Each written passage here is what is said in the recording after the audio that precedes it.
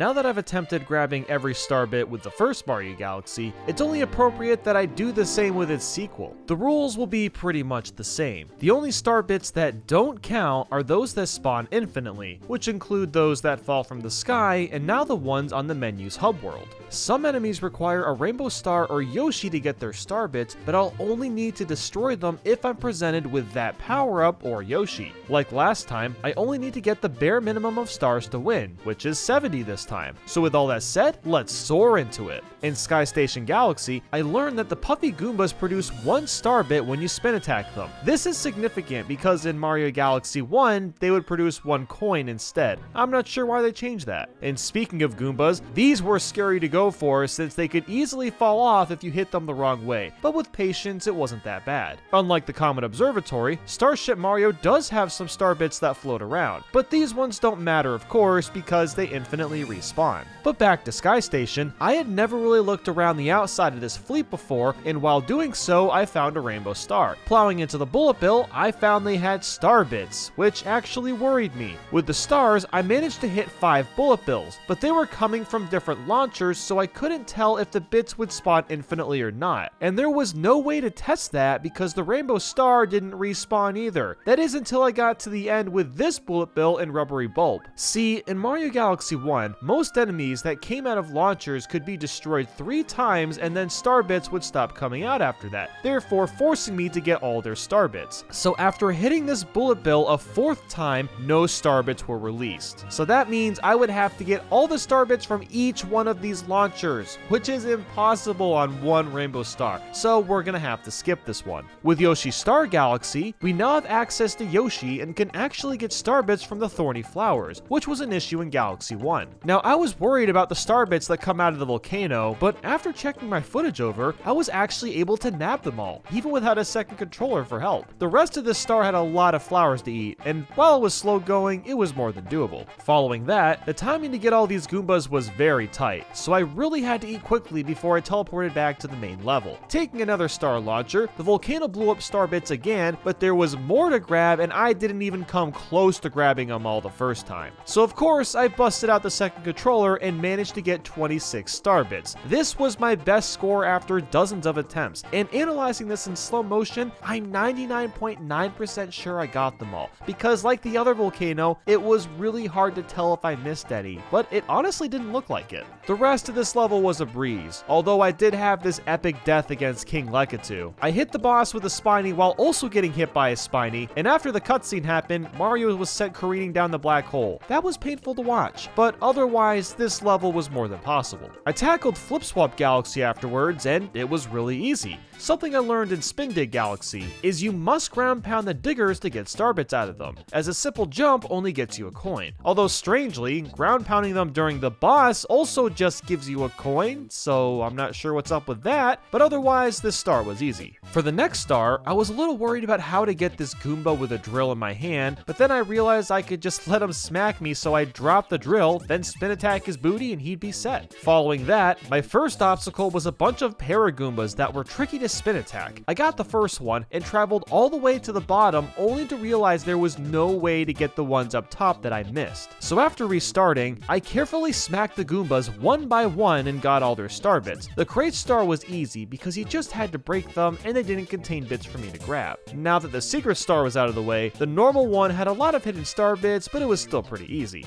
Entering the Fluffy Bluff Galaxy, everything was going fine until I got to this star launcher. When flying, I found there was 4 clouds super high in the air, each with a ring of star bits. Unfortunately, you go stupid fast and can only grab a small handful. And even though you pass by the clouds again, you're still not given nearly enough time to get these star bits. And you can't go into first person and grab the bits because they're too far away. So I went back and tried abusing the cloud power up by long jumping my way to this mountain, followed by attempting to climb up to the top since it's kind of close to a cloud. But even after several attempts, I couldn't really get close enough, and the mountain forces you to slip off anyway. Thankfully, there's a backup star we can do here. By collecting 100 coins for this Luma, he'll transform into this other planet, and lucky for us, there's not a single star bit in sight. The next couple stars were a cakewalk, including the one from Bowser Jr.'s fiery Flotilla, which takes us out of World 1, and the first star from Puzzle Plank Galaxy. But then came Hightail Falls Galaxy, and boy oh boy, this one was painful. I got all the star bits on this giant hill, and even managed to not kill this Goomba despite knocking its wings off at the worst time. Like seriously, it almost fell. And after that was a star launcher with a huge ring of star bits off to the left side. Needless to say, I missed a ton of these bits, so I tried turning around and was too far away to grab the leftovers. So I went back and decided to run all the way to the top, which has this really tight turn to get up there, by the way, and even standing on the tippy of the ledge, I was still too far away. So with player 2 in hand, I start wiggling the cursors around, and honestly, it barely helped at all. The issue is the star bits are all extremely spread out, and you need some serious pinpoint accuracy to grab them all.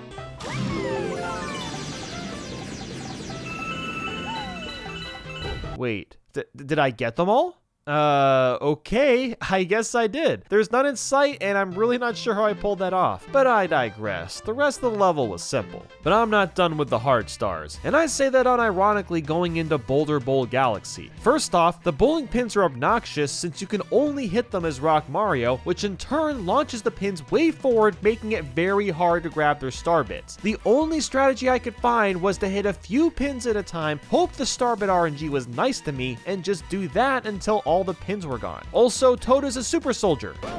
Yep, I just bounced off his tiny puffy head, and he did not care one bit. Now, immediately after that is a lot more trouble. We got tons of Octoombas to spin attack as well as 3 giant rocks. The problem was that the rocks could very easily squish the Octoombas, which in turn would give us a coin, and there's tons of them, so it took a while to figure out what I was supposed to do. I could have pressed my luck and just destroyed the 3 rocks, but I chose to be stealthy instead. By circling around and sniping one Octoomba at a time, it actually worked, but even here, I cut it insanely close to missing this Octoomba. I eventually got them all, and the rest of the level was easy. And the secret star in Honeybloom Galaxy was no trouble at all. But now to try the first star. It was going fine until I got to these 2 vines. That's because accelerating across released dozens of star bits, and since the camera moves so fast, there was no way I could grab them all. I'm not even gonna bother trying with a second controller. I already know half of these bits are practically unreachable without frame perfect accuracy. But thankfully, there's 2 other galaxies we can try out. Starting with Cosmic Cove, it was really slow going, but not much of an issue, and the same goes for the second star. Then I tried Wild Glide Galaxy, and I knew right away this would be incredibly tough. Near the beginning, there's circles of bits and balloons I have to pop. With the second person helping, this is probably possible, but I can't do this while flying the bird and while aiming for the balloons, so we'll come back here as an emergency backup. And finally, we make it to the end of the second world, and it was a breeze without much to mention. You might think that I'm feeling a bit optimistic at this point. Well, you're not gonna believe what heckin' nonsense I'm about to put up with. That's right, this one little Paragoomba. This turd-shaped chunk of garbage drove me half insane. And that's because we need his star bits. And you wanna know why that sucks? Well, because there's no ground underneath them. Quite frankly, I thought this challenge was gonna be over, until I realized that I can create the ground with the clouds and could probably guide the Goomba across the clouds and get his star bits. But this was way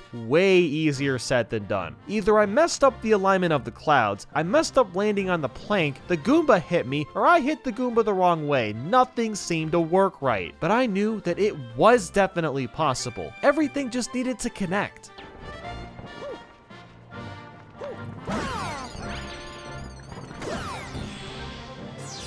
There you have it, guys. All of that stupidly hard, precise work for 3 star bits. And it's not even over yet. Now I have to destroy this flip tack, which was very tricky to do because my cloud was moving and so is he. But thankfully, you can carefully spin attack him and get what you need. And after all of that, this star is beatable. And thank God. Tall Trunk Galaxy's first star was very time consuming, but it wasn't that challenging. The second star, on the other hand, wasn't happening because it's an auto slide, and it's covered in wigglers. And because I can't jump on the wigglers without damaging them on the slide, there's no way for me to destroy them for star bits. And even if there was a way to stun them or destroy them, I doubt you could grab all the star bits because you're moving way too fast to be able to do so. After that, I moved on to Honey Hole Galaxies, and it started off fine since the star bits were just in these blocks, but then came the bonus challenge. Now, I haven't really brought up these bonus challenges because they usually aren't that hard, but this one in particular is ridiculous because you have to spin attack every pumpkin Goomba twice to get their star bits. And doing that on a timer,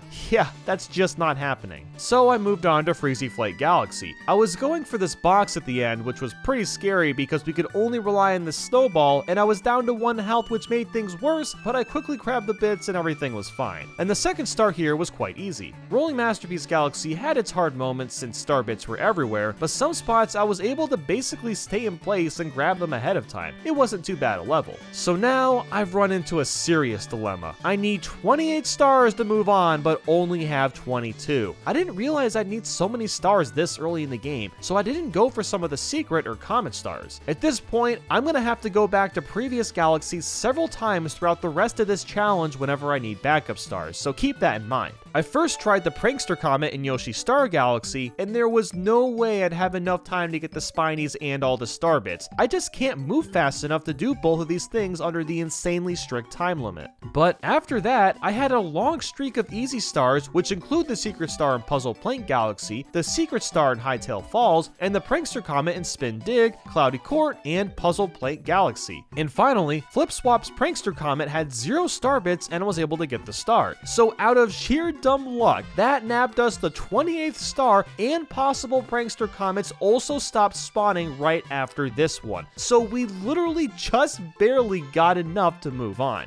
Hey, maybe it's destiny. So at Bowser Jr.'s Fearsome Fleet, I was really worried about getting all these star bits from the gunner as well as the bits in the glass globe, but then I realized I can just grab these bullet bills from farther back and get everything I need without worrying about the platform moving. After figuring that out, it wasn't too bad. All was good in Supermassive Galaxy until going off a star launcher, which I've noticed has become a pattern. Star launchers are actually evil. So there's loads of star bits hanging out on the side of this warp pipe, and I can't seem to get them all in one swoop. It's not as bad as it seems though. Using a second controller makes it much easier, and I'm even allowed to miss some near the end because I can just flip the camera around and grab the missed star bits, deeming this level possible. And the secret star here is basically the same thing, except you collect the star on the flower planet. But now it's time for a quick round of completing easy stars. These include the first star in Sweet Mystery Galaxy, the star in Flipsville as well as the second one, and we also blasted through the Prankster Comets in Sweet Mystery, the Comet in Flipsville, and the first star in Honey Hop. Our good luck streak stops at Starshine Beach, however. Right at the beginning of the star launcher, there's 3 rings of star bits which I can't grab with one cursor. So I restarted with the second controller and realized I could get the top ring of star bits before taking the launcher. It was the middle ring that was definitely the hardest, but with some practice you can get them all, and the bottom ring is pretty easy considering you're given a lot of time. And after that, I thought I was in the clear, but unfortunately the bonus challenge just had to be filled with crabbers, and these things are obnoxious trying to take out under a time limit. Whether I tried it just as Mario or with Yoshi, I wasn't making any progress. I even brought a Spiny in to try to save a bit of time, but that still wasn't good enough. So for now we'll skip this, but maybe it's possible with a second player. I don't know. Thankfully, the first star in Chompworks was extremely simple, as well as the Comet Star in Bowser Jr.'s Fiery Flotilla. A few more easy stars followed. There was the secret one from Cosmic Cove, the first star in Bowser's Gravity Gauntlet, and the first star in Space Storm Galaxy. The second star, on the other hand, was really annoying because I'm almost certain that these star bits are just glitched out. Look, I am extremely close to these bits, yet I can't grab them for some reason. Even when I take the launcher, they aren't grabbable until like the last possible second. So even with 2 people, there's no way you could get all these. You can grab the ring of bits near the end by turning around, but nothing beyond that, so we'll have to skip this. We'll try Boom Moon Galaxy next, and once again, we're screwed over by the bonus challenge. Oh, it's our good old pals, the Pumpkin Goombas. And like before, you can't get star bits out of them fast enough. But Upside Dizzy Galaxy's secret star was fairly easy. I had some epic gaming skills with the crates and finished with 1 second left like an elite gamer. The first star was also pretty simple, and the same can be said for the first star in Slip Sand Galaxy as well as the second one. In Shiverburn, I had some trouble with the Octoombas for some reason. I guess the tiny stubby rocks with the ice below made things a little bit harder. Otherwise, it wasn't that bad. Then for the secret star, you just complete the challenge and that's it. And Slip Sand's Comet Star is beating Squizzard without getting hit, which gave me no issues. The secret star for Boulder Bowl Galaxy was fairly simple, and while Hightail Falls Comet was challenging, the timer was generous enough to let me nab all the star bits in time. The timer for Bowser's Lava Lair Comet was very tight, but you can make it if you move quickly and don't make any huge mistakes. The secret star in Cloudy Court didn't seem bad until I realized there was Paragoombas, and I knew spin attacking them would send them into the poison 99% of the time. Also, I still have PTSD after my last experience with Paragoombas. But then I realized that by shooting a star bit at one, they'd get stunned that way, and it was slightly easier to hit them then.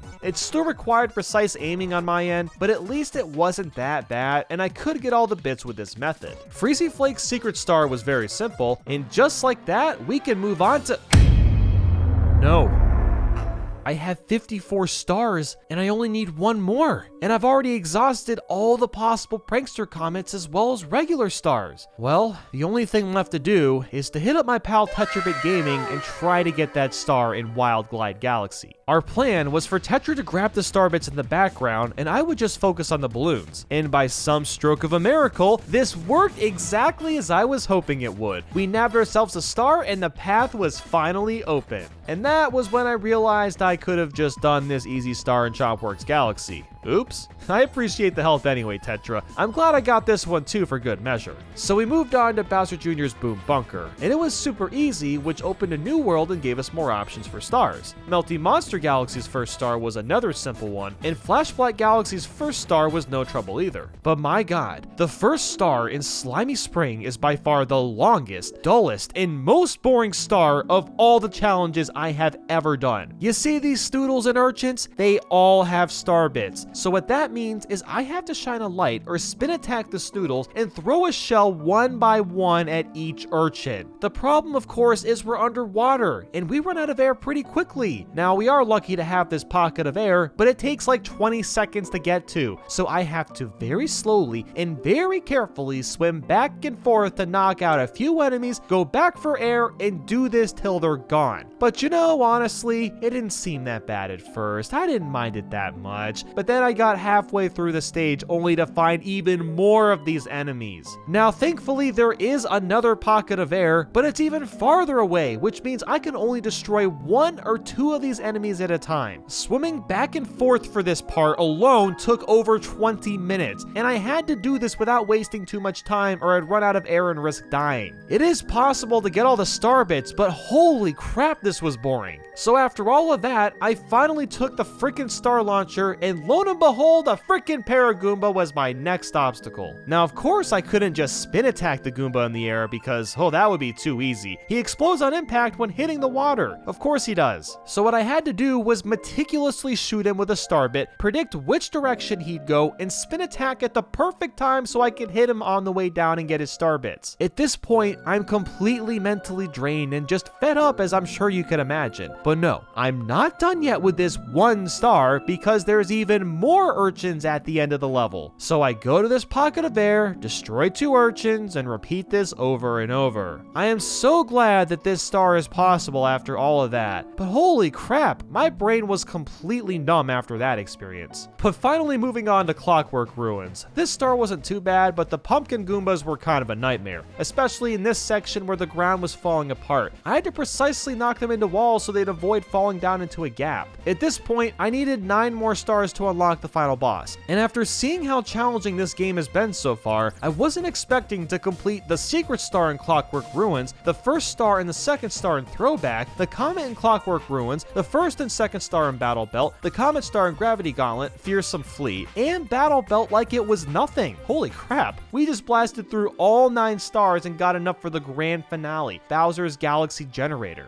I hate to be anticlimactic here, but there was very little star bits to grab, and after the boss fight, I can confirm that it is indeed possible to beat Super Mario Galaxy 2 while touching every star bit. Well, at least 70 of the stars were possible. Now that I've done this challenge with both Galaxy games, I can firmly say that Galaxy 2 was a lot harder to complete. And I don't know why either. It just seemed like the enemies were either more annoying or there were more star bits in the sky that were hard to reach. I just don't know what it was. But I've rambled enough. I hope you enjoyed today's video, and a huge thank you for watching until the end. Until next time.